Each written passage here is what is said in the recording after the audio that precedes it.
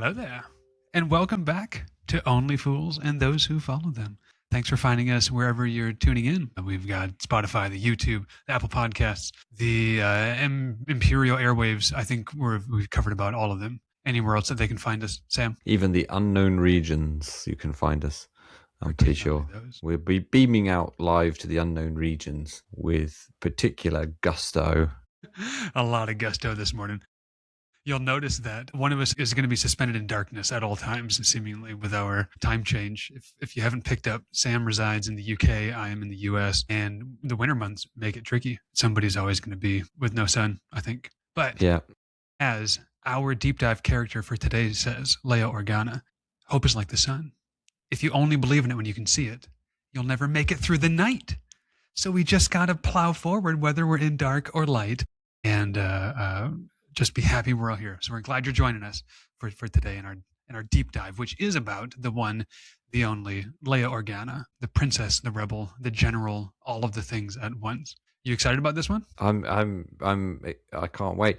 But I'm also just in awe of that segue. That was amazing. It was almost as if you wrote it. I had dreams about it, I think. I was up last night in my bed with my phone looking at different Leia things, specifically because there was a Rebels episode I'm going to show a clip of later. I couldn't remember which episode number it was. So did a little bit of diving on the Disney Plus. Deep diving onto Disney Plus. I found it. Excellent prep work, my friend. Thank you. Well, I've prepped that much, you can't even say prep work. You're probably going to see slight upgrades as we go. You'll notice this time, Sam's got a lovely little Lola droid, which, again, befitting for the episode. Yep, I thought it made sense for the episode, given that we're going to start, right from the beginning and go all the way through. Of the life and times of Leia Organa, as you said, and of course Lola here. Precisely. Is very much a part of her early years. Most definitely. Well, let's get into those early years and let's go ahead and punch it.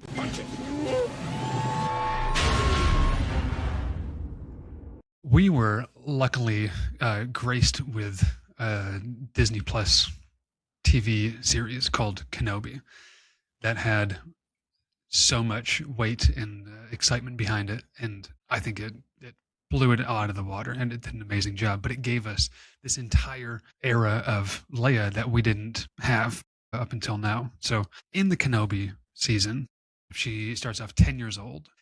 I saw her walking the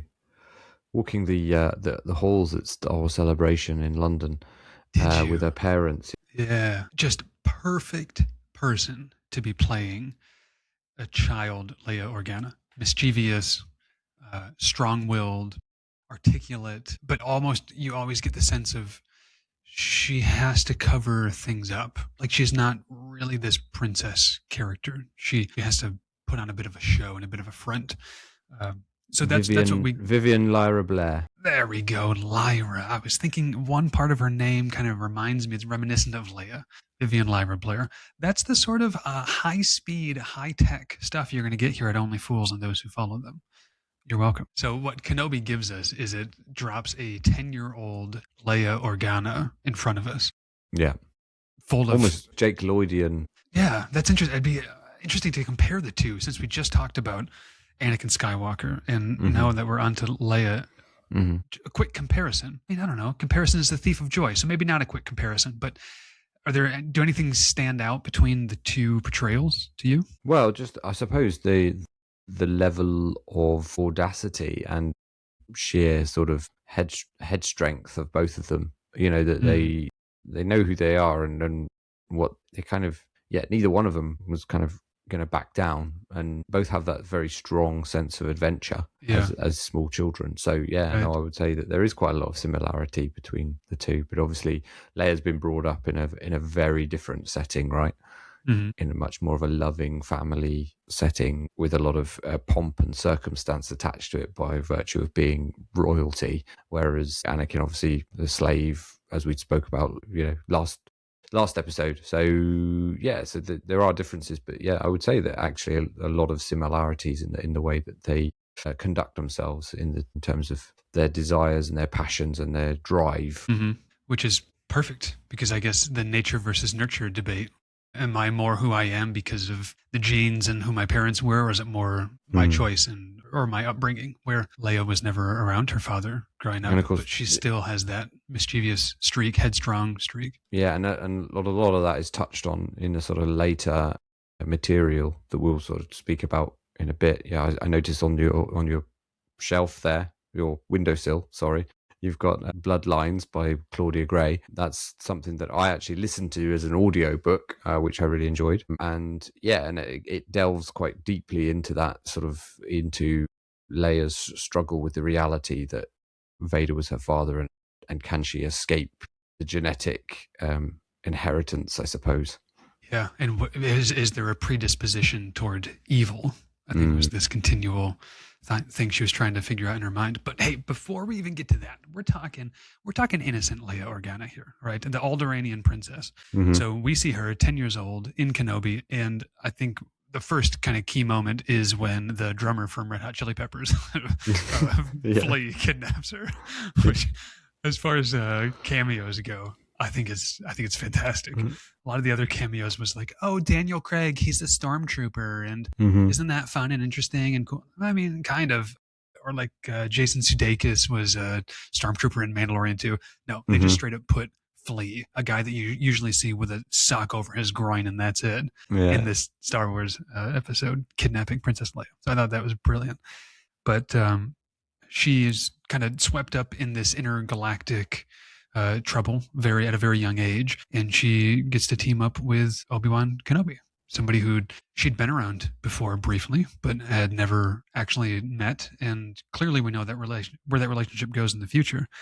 But as she's navigating this kind of engagements with Obi-Wan and exploring the galaxy, how do you think that impacted her in the future? Well, it was massively formative, wasn't it? It was her first encounter with the great Jedi general. Right. But at the same time, I suppose it's really cool when they sort of first meet, because Obi-Wan sort of playing not dissimilar to Luke in Episode 8. He's a bit sort of washed up and dejected. He Mm-hmm. feels like the Jedi have failed as well. You know, and that to some degree he's failed. So he's kind of, and he switched himself off from the Force as well to sort of protect himself and stay in hiding. So he has to go on this journey together, and he goes on it together with Leia, and she's the one that sort of inspires him to sort of almost pick up the mantle again. I think from that moment he knows how special she's going to be, and so he probably has a good sense of, you know, when he starts to, yeah, well, she certainly learns that, you know, he's going to be the man to go to Yeah, he's going to be helping my Obi-Wan helpline. Kenobi. Yeah, Yeah, exactly. That he's her father's kind of trusted bodyguard, if you like. yeah, yeah, yeah. And I like that there's kind of this espionage spy feel to their storyline a bit. So I think it sets the Mm. scene for her just engaging with secrets and kind of living a double life, because she doesn't really realize she's been living a double life up to this point already. Hmm. But going forward, it becomes more of a choice of I need to be harboring secrets and engaging with some dubious people at different times, and deciding who I spend my time with and who I align myself with. The other thing I love about it is it's that classic kind of buddy movie, but between you know, a kid and a grown up. Yeah, It sort of calls back to like Indiana Jones and the Temple of Doom with Short Round and Indy. That yeah, kind of vibe of, you know, it's like a proper buddy movie where the kid kind of helps the grown up along his journey as much as the grown up is protecting the child. yeah, Yeah, I love that. yeah. And she helps Obi-Wan along his internal journey a Hmm. lot, where he's already achieved a lot as a Jedi Master, but kind of being okay with where he is in his place and time, and remembering who he is Hmm. and who he's supposed to be. I think that's one of the pivotal things about Leia is she's always the beacon of hope. Hmm. Always, always, always. Like Jyn Erso is very much a mirror of her in that moment and in that space in Rogue One. Hmm. And to gather the plans, and they go to who? They go to Leia, Hmm. because she's the one who's going to be carrying the rebels forward with hope, always with this message of hope. The other thing I love about the Obi-Wan show is how much, you know, we get to see Bail Organa, Jimmy Smits' Bail Organa, really kind of leaning into his parental role and how much he's kind of grooming her for her future. So Yeah. he knows full well that she's not going to have a normal life. So he's the one that's sort of but he's trying as much as possible to give her Yeah. a childhood that she can enjoy. As much as she tries to reject it again and again and again. Exactly. And he's kind of the one that's sort of allowing her to actually be the naughty adventurer, wayward sort of kid and run off in the forest with Lola. And her mum is the one who's obviously much more sort of motherly and trying to protect her and keep her from harm. But yeah, and obviously once she gets kidnapped by Flea, as you mentioned, it's at that point that Bale's got to reach out to his old chum and say, Yeah. you know, I need your help, Obi-Wan Kenobi. You're my only hope. That's right. I love this scene that allows her to get away to then be kidnapped by Flea. She's meant to be getting ready for this ball and trying on all these gowns and things, and she just gets somebody else in the palace to stand in her place and get the wardrobe put on and stall everybody so she can get out and go run amok and explore.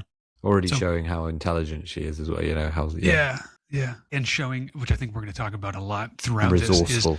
this, is her use of the Force is very different than anybody else we see and we spend this much time with. Her use of the Force is much more resourceful, cerebral, relationships, built. So yeah, that's going to be a common thread as we go.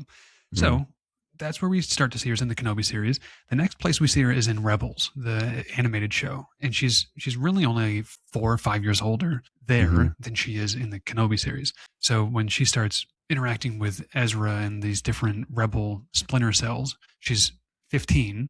She's using her role as this Alderaanian princess to pretend like she's aligned with the Imperials, but it's really about diverting resources to the Rebel Alliance. So 15 can already lead this double life and fool the Empire at different points. I have a quick clip. Should I show that now? Yeah. All right, let's pull it. Can we pull it up? We need a name for our pull up person.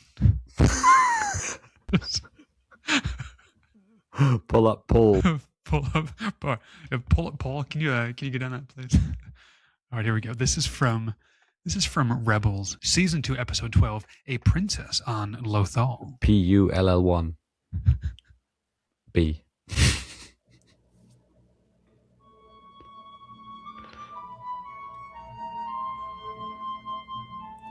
I know who you are. You're Ezra Bridger. I heard your transmission.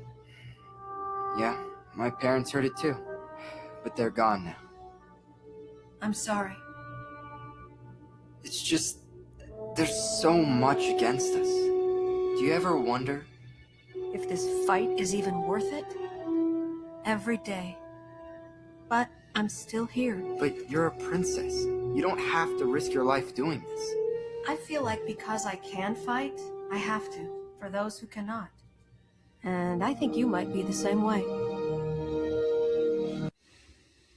We'll pause it there. I'd recommend going and watching the whole episode, though, season 2, episode 12 of Rebels. She's 15, right? And already showing I'm the beacon of light. And it feels like in some way resonating with Ezra's situation of his parents no longer being there. There seems to be this dissonance that resides in Leia where she just feels unsettled and she can relate to Ezra, who has lost his parents, because she also has lost her parents, but just doesn't quite recognize and know that. But the dissonance inside of her is still there. But her message is always leading with hope while wearing like a fake Imperial garb there, which I think is perfect. Yeah, no, I think it sums up pretty well, where she's headed already at that young age, and it gives her. She is the beacon of hope, as you say, and and that kind of leads forward into then where she is, I guess, towards A New Hope, where she's 19 at that point, I think. So again, another 4 years down the line, and she is very much at that point. I suppose Rogue One actually is first when she's, she actually says the only word she says in it is hope. Yeah. And then and then that's kind of leading on from there that she is the custodian of the Death Star plans that it all hinges on. And then again, she's got to go to her old friend Obi-Wan that she met that bloke she met 10 years ago, Yeah, she kept his washed number. up in the desert. Yeah, exactly. And it's time to see if he's still got it. And so she's basically, I feel like the spunkiness and everything just spikes, obviously. And that's where, when she meets Han Solo, it's like this perfect duo where I don't think she's ever met somebody quite like that. That much of a smuggler, that much of a scoundrel who's really only out for himself, who can push her buttons in all the ways, who she's this bright beacon of hope, and he's working for Jabba the Hutt. They couldn't be any more opposite. So their interactions together, get this walking carpet out of my way. And it's almost like she's putting opposites on... attract, isn't it? That's exactly what it is. And they both kind of put on this extra front, even though she puts on this very princessy front, although she doesn't really identify as this overt princess all the time. And Han really puts on this like smuggler or scoundrel front, even though we know he's really a softie, and he's not too dissimilar from Luke himself. But they both lean into their polar opposites whenever they interact with each other until like Empire Strikes Back.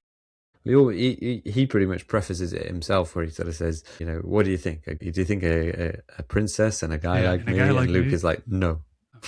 Definitely not. Yeah.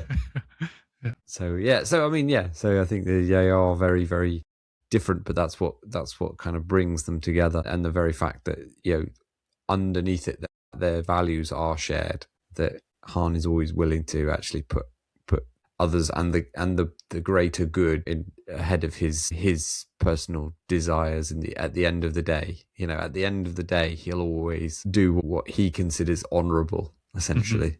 And we see that in Solo as well, but I guess that's a different deep dive when we start talking about Han Solo. Yeah, but that one will be coming up for sure. Yeah.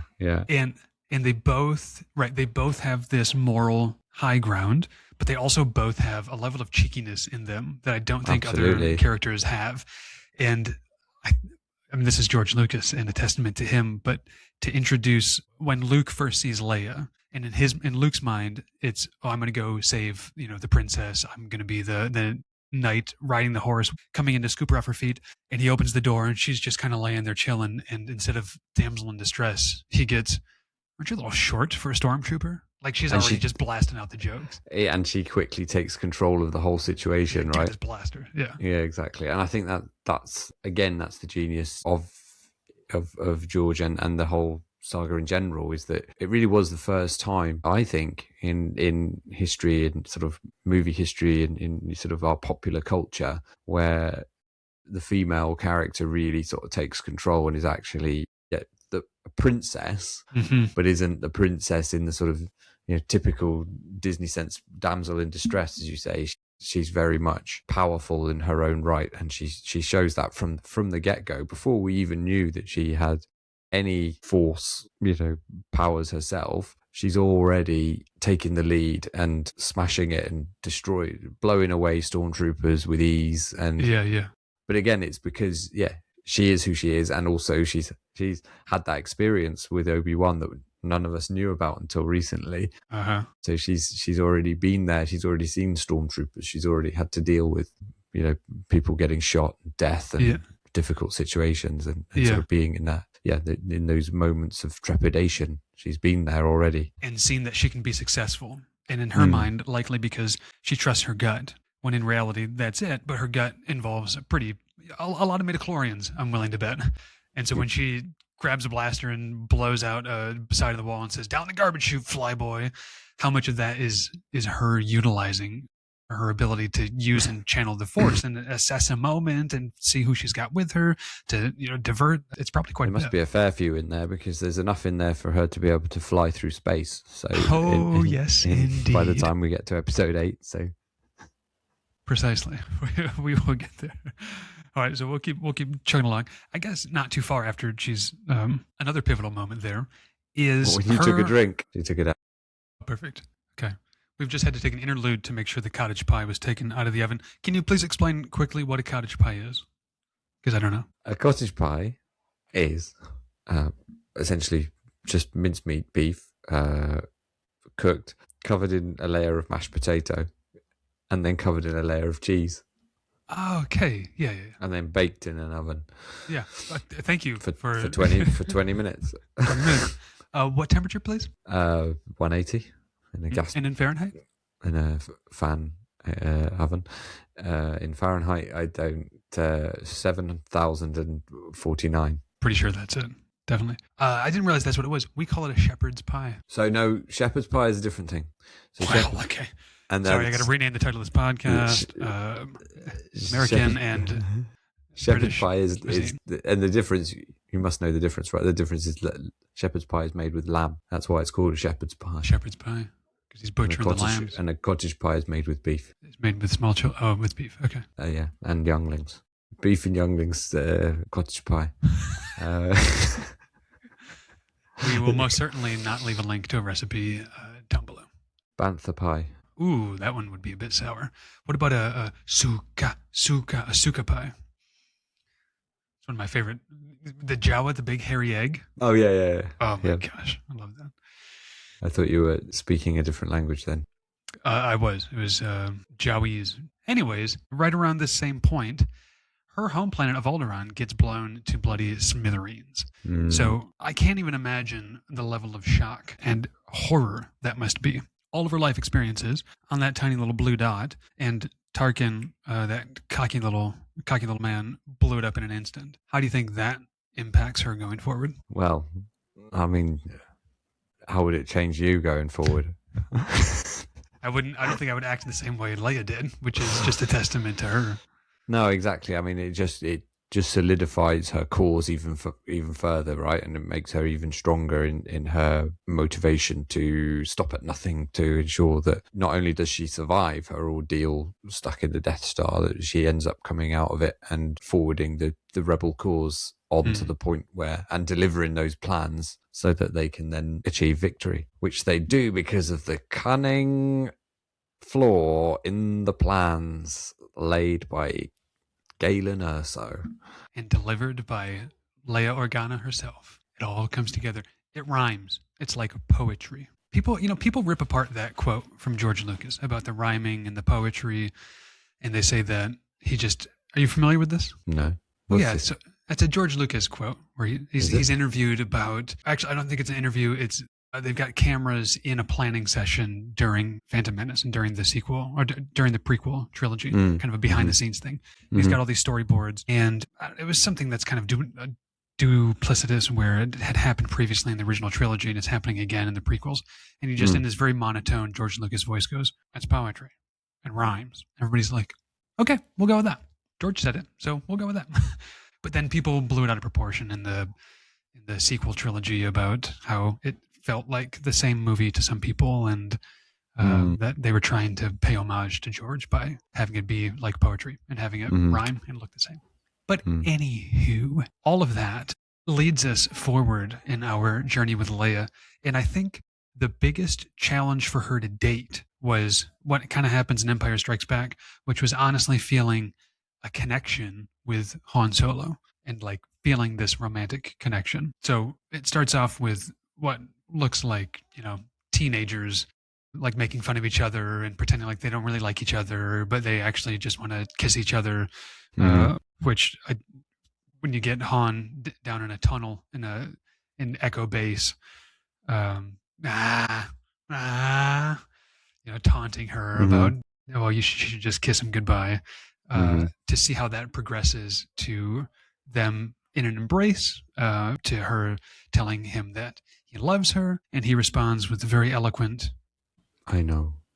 So we're kind of getting this transition of Leia painted as somebody who can have those emotions and who can have these maybe typical experiences that, a princess would have in this sort of movie where they fall in love. But I think for me, the thing that sets it apart is at the end of the film, the only reason Luke Skywalker is still around and does anything he does in Return of the Jedi and does what he does with Rey is that Leia truly communes with him through the Force and is able to locate him while she's on the Falcon and he's dangling from the little HBO antenna off of Cloud City, and she directs them back to find him. So in the most Leia way possible, saving the day without having it to be pulling out my lightsaber and doing all this flashy stuff. And that's the first time we see. That's actually the first time we see directly like her connection to the Force, isn't it? And that is as you said before, alludes to her connection to the Force being much more empathetic than, say, Luke's was. Is much more about emotions and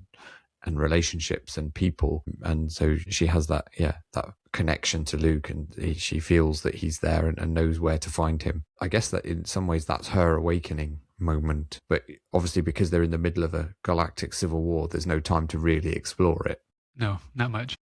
Until till much later. Yeah, and it develops a little bit when she's on Endor and they're up in Ewok village, and Luke leaves ready to confront Vader, and Han comes up, who's just truly, he's always this like 16-year-old boy who just got the keys to his dad's hot rod, and in his mind, oh, there's Princess Leia, like she loves me, I'm gonna go chum up and I'm gonna make her feel great. And Leia's like, I'm much more complex than that. But shortly after that is able to say, no, Luke is safe, he wasn't hurt. How do you know? I just know. So she's leaned into it a little bit. She's trying to figure it out internally. We don't get much of that on screen, but she is starting to dabble in her Force abilities a little bit already at that point, which then transitions to Luke really starting to mentor her and train her to being a Jedi. Now, we don't get a ton of that in the movies, but we do get a couple of cutscenes and some interludes there. Yeah, and Rise of Skywalker being the kind of obviously leading up to where we see a bit of them in training, and her even besting Luke in a sort of lightsaber duel scenario where they're kind of running through that forest, which I think is great. And it again shows, I guess it's what it's meant to do, is to show just exactly how strong in the Force she becomes, and essentially a true master herself. Yeah. And a master enough to say, I need to stop this training, because she gets visions and ideas that if I keep down this path, I might turn to the dark side myself, and Ben might turn to the dark side. So she tries to do what everybody tries to do, which is not do that thing, and then that ends up happening anyway. But, she leans into her diplomatic side, which has really been who she always is. She's the manager of people. She can manipulate folks to divert resources to endeavors that she feels are important and powerful. And that's what this book here is all about. Oh, wow, what a good point that was. How about that? That's that Bloodline book it's bang on. by Claudia Gray. And that really delves into post Return of the Jedi and the rebellion no longer being the rebellion, but now becoming the Republic. And she's a senator. Again, she's got to try to lead this large group of people, but is wondering, am I even able to do that, knowing that, Vader was my father? So she engages with some dubious people in that book. But again, beacon of hope, she is able to make her way through and able to stick to the light. So that's what she really leans into in the sequel trilogy as well, is I'm going to be this leader of people. I'm going to be this beacon of hope. But are there certain things that happen in the sequel trilogy where you're like, that's defining Leia Organa? That's who she is. I think we see a different Leia Organa in the sequel trilogy. Well, she is a kind of wartime general by that point. And so, as you say, she's leaned into, in Bloodline, she's leaned into the diplomacy, she's leaned into who she is as a senator. And then it's almost, in the sequels, it's almost like it is a blending of, I think she becomes the ultimate of where, her ultimate self finally, because I think she always struggles all the way through her life with the conflict between the greater good and being that beacon of hope for the galaxy, and putting the galaxy ahead of her own personal life and relationships, if you like. And I think she always struggles with that. And I think that's where, she feels like, did she do the right thing by, giving Ben that freedom to go off with Luke and be trained by Luke? Was that obviously clearly maybe wasn't the right decision?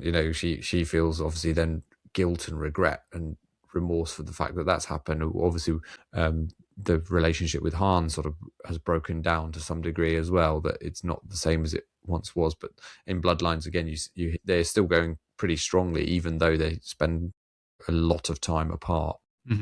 But he's very much a mainstay for her and kind of keeps her grounded. But yeah, I think she always struggled with that sense of her duty, putting her duty first ahead of even her own sort of family, and at times the well-being and the relationships within her own family. And I think that's That's something that she struggles with all the way through all of the stories we see about her. And then when we get to the sequels and we get to see her as a badass general in episode 7 and in episode 8 as well, but then also in episode 8 we then also see how powerful she is in the Force, and then by episode 9 she's brought those two versions of herself together, and she's almost a matriarchal sage by the time she's reaching out to Ben and projecting Han Solo, for Ben to be able to relate to. Yeah. What was how did you? I mean, obviously there's a technical side to why it's Han that actually has that conversation with Ben, but do you think that it made sense that it was Han that had the conversation and not Leia? I think she so. Couldn't project herself, but she could conjure the image of Han instead. I think it makes sense for a couple reasons. One of them, because Ben explicitly offs Han, So I think that has weighed on his conscience throughout. So to be met with that vision explicitly, I think lands on another level for him. And himself being an amazing Force user likely knows why this is happening and recognizes that it's his mother choosing to project his father. So it's almost like they're both there, even though it's only Han in front of him. Because I always thought that was a bit interesting, because obviously in 8 there's that moment where Kylo has the opportunity to take out the bridge of that cruiser, and she's there on the bridge, and she sort of, I can't remember if she actually says Ben or what, but she sort of reaches out and that stays his hand, so his thumb doesn't go down on the trigger button, and then another one of the fighters actually does do it, and then that's how she ends up out there in space and does her Superman impression. Yeah. But yeah, I mean, I always just found that interesting that it ends up that it's Han. But as you say, he's directly killed his own father, so that's where the guilt is going to be, and probably. But then the added guilt of he can feel the loss of Leia through the Force. He can feel that she's now become a part of the cosmic Force, and so recognizing that was an image of my father projected by my mother. They're both now dead. And who am I? And what have I done with myself? Because he'd already committed a bit to, like you're alluding to, that he's got some decisions to make by not hitting that trigger button. So he's already left things kind of to settle and simmer, and he needs to figure stuff out. And I think that helped push him toward the light even more. So she does what many of the great Jedi do, which is like a final sacrifice. Kanan, sacrifices himself. Luke sacrifices himself. So not that that's the epitome of being a Jedi in any way. Well, it's kind of I mean, Oscar Wilde, right? Show me a hero and I'll show you a tragedy. Right. That's the ultimate lot of any hero, really, is that ultimately, heroism is in and of itself sacrifice, or sacrificial in some sense. There's always a trade-off, right, in terms of being a hero. No, you're only a hero because you do the thing that no one else is willing or ready to do. Yeah. And that's why, and so she has her heroic sacrifice moment, in getting Ben back on side, essentially. And that's when, later he then can team up with Rey and they become the proper Force dyad. Yeah. And only through that power are they able to finally put to bed, finally put Grandpa to bed. Finally put Grandpa to bed. All right, nighty-night, Sheev Palpatine. Yeah. Your time has come. We're going to tuck you in. So, Leia Organa, pivotal to all things Star Wars, to the whole story. We could spend weeks on all of the specific connections and how she's so impactful all throughout them. But before we move on, I think if people want to dig into it a little bit more, on top of the things we've already covered, this Rebels, the Aftermath series is a 3-book series Chuck Wendig. It's not simply about Leia. It's about a lot of amazing characters, but she's an important figure, and you get a lot of more insights with her and Han's relationship, and it illuminates maybe how they end up to where we see them in episode 7. So might be a solid recommendation for you to enjoy. And honestly, probably my favorite books up to this point, favorite Star Wars books. Shall we swing it over to the Younglings corner? Truly wonderful the mind of a child is.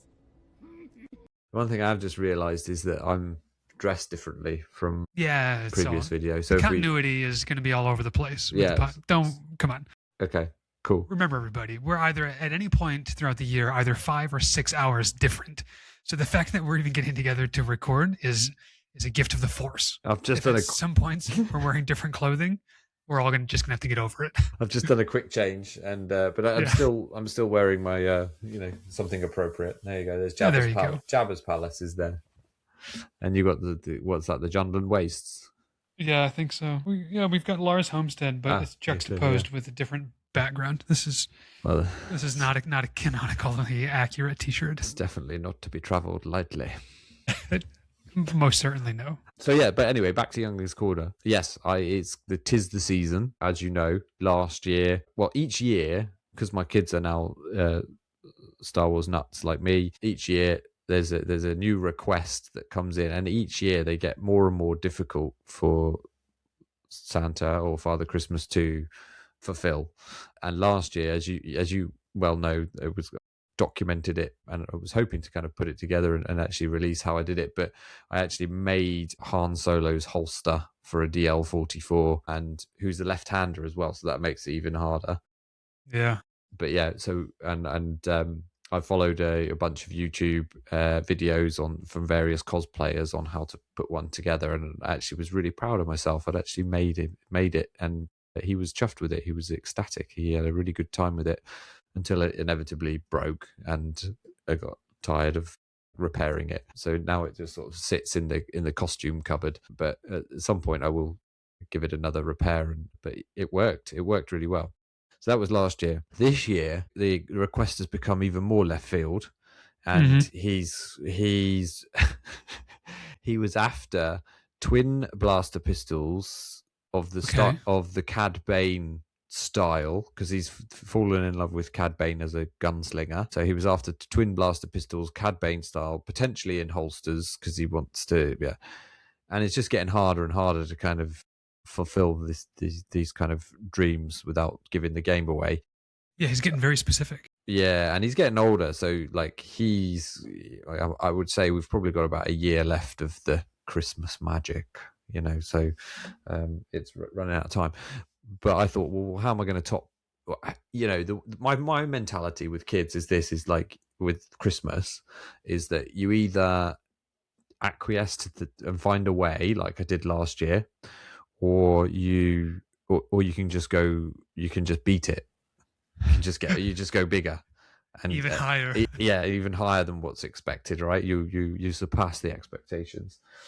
And it took a bit of time and a lot of internet searching, but I think I've done it. Can't even imagine what you've got here. Okay. And without like having to do lots of work for it as well. So because you spent hours and hours and hours on that holster last year. It was brutal. I actually really enjoyed the process, because you kind of got into it. It was like a hobby, like crafting this, a piece of cosplay, essentially, and it was good. It was a lot of fun, but it was hard work. I did spend hours on it. It was like hot glue gun fingers and all sorts going on. But yeah, it was a lot of fun. But this year, I think I found the ultimate blaster toy, and well, let's see it. Well, I had to go back a few years, because it's one of Hasbro's, but it's from way back in 2008. Now, the other thing I said before, like, they're mad on Clone Wars. They absolutely love the Clone Wars. So you can't get this in the shops anymore, obviously, because it's that old. But you can still find them on eBay. Now, complete ones on eBay, because people know they're not being made anymore, they're pretty expensive. But I got around that. And actually, because there's a whole story to it, but I managed to get an almost complete one that was missing one part. And then I went on Facebook Marketplace and found someone selling basically a third of what the full thing is, but it had the missing part that I wanted. So I got a slight refund off of the one that I'd bought that wasn't complete, and then basically bought another one that was nowhere near complete, but it had the missing part, and put them together. So now I do have a complete set. So amazing. Are you ready for this? Let's see it. Okay. I still have no idea what this could possibly be. So it begins with that many parts and pieces. It begins like this. Typical Clone Wars era Yeah, blaster. I can see Rex with that right now. Yeah, it's not quite a DC-17, not quite, but it's on the way to being like a bit like Rex's DC-17.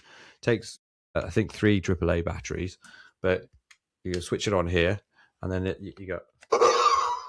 So Yeah, classic. It's got the sounds good. DL44 sound, and now every third press of the trigger, you get an explosion sound as well. I think. So there you go. Yeah. So that's pretty fun, right? That probably That's looks amazing. a bit sort of disappointing at this stage if that's all I got. It's not over. So the next bit, and this was the missing part, right? This is the bit that I was missing that I really. Oh, so it's just like a cartridge. So like a little magazine, yeah. That's the only part that was missing. And you hear that when you clip it in, it makes that. Yeah. Just press it down, it makes that sound. So you clip in the magazine. If you are only listening at the moment and you want to see this, hop on our YouTube channel, Only Fools and Those Who Follow Them, and you'll get all the details here. Or on Spotify, it's got the video as well. So then you've got the scope. The configuration has already changed because of the pistol is now a stun blaster. Yeah, the stun shot. Oh, there you go, stun shot. And then that is good. You put but then you're halfway then to your classic DC-15. So you put again more sound effects as you get it together. Yeah. So if you just have the carbine in that sort of style, it gives you a rapid fire. Earlier on it was giving me a single shot, but this time it's giving me a rapid fire. Put the stock in. This is crazy. So that's it. Oh, I missed a bit. That should be on the bottom to complete the look. Oh yeah, what? You know, and that what is that? That stand that they have on the bottom. I guess it's for okay. Putting down when. Wow. I never really realized what that was, but I can. Yeah, and then you got single shot. Come on. So there you've got that. That's your classic DC-15 look, with or without stock. Right? Sweet. So that's that's the classic look, right, for the clone troopers. Mm-hmm. So put the stock in. It's not over yet. It's not over. This could have been its own advent calendar. Disconnect that. There's like 25 pieces leading up to Christmas. This is the best bit. Ready? No, you really do need the video for this bit. So check out the YouTube channel.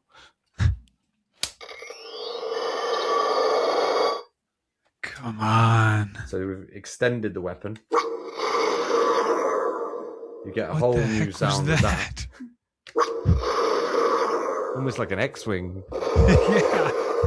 It's just shooting nuclear missiles now. So from there, and you get that light up as well as it goes. Yeah, that is class. And then we put that the DC-15 barrel back on. Uh-huh. Let's see what we get then. Okay, we're going to get the classic sound. So then the magazine changes position, and then this piece goes onto the top now, through there. A bit fiddly, that bit. But there. And then you have a DC-15A, which is the classic heavy trooper rifle from Attack of the Clones. I see it now. That you use on Battlefront 2 as well. Yeah.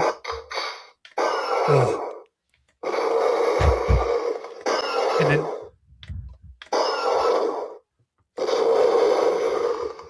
and that's it. That sounds like destroying the rebel base on Hoth with an AT-AT, pretty much.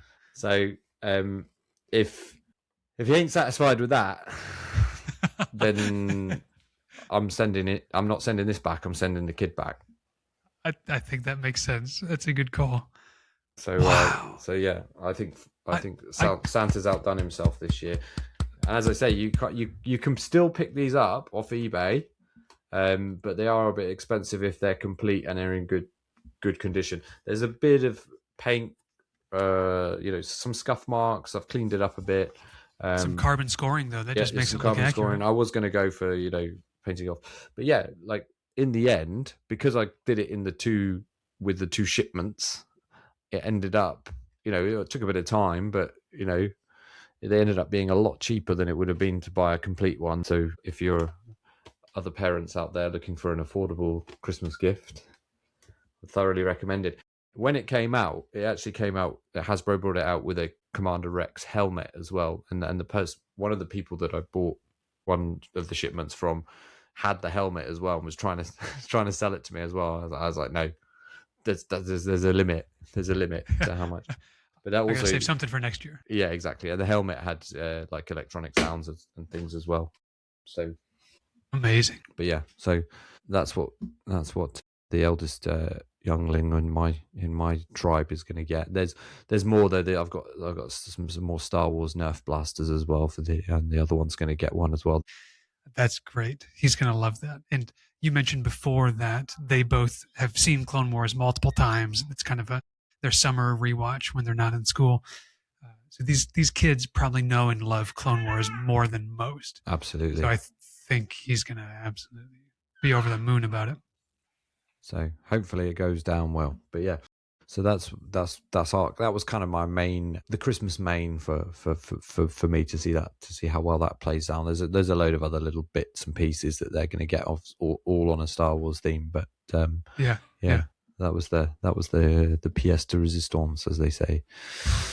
Unbelievable. There's a level of joy that comes from just getting it, like just procuring that rifle and having to do it with two different people. That alone just must feel like a massive success. That's become, like, as a Star Wars dad, that's become my favorite thing of the festive season now. Is like, yes, his requests get more and more outlandish and difficult to fulfill, but at the same time they get more and more fun to actually try and figure out how I'm going to do it. Yeah. So that's a lot of fun, and to try and do it, on a budget as well, because we're not made of money. Yeah, and we don't want to set the precedent of whatever you ask for, I'll get, or I'll just get better and I'll buy it. Not yet, at least. But if I keep advertising Disney Hasbro memorabilia, then maybe not from 12 years ago. We might need to do some updating. Yeah, but if Disney Hasbro, if you're listening, then we're always here to advertise. We can, unboxing videos. That could be our next thing. We'd love to hold up your toys and talk about them. That'll be our next big Younglings Corner segment when I've got a slightly bigger room. Yeah. You do look quite like you're stuck in an escape pod right now. It's my recording studio. What are you talking about? You've manicured it perfectly. So what's happening with your youngling at Christmas? Oh, nothing that touches that. That's top-notch stuff. I'm trying to think of, have I even been a good dad and gotten her a Christmas present? I'm looking around because our tree is right here. I don't think I've gotten anything Star Wars related up to this point. Well, she's already got quite a bit though, isn't she? She's swimming in it. She was Literally. yesterday it was wearing a Grogu pajama, sleeping inside of a Star Wars sleep sack with a mobile that her grandmother crocheted of different Star Wars animals. Like it's, yeah. See, she's not really cognizant of what's happening, but she's inundated with it. But that's amazing. That's homemade Star Wars as well, right? Crocheted by grandma. Yeah, it is cool even stuff. Better. There's a crochet. I'm going to grab this one just because it's festive and Star Wars. Un momento. Play the cantina music while I go get it.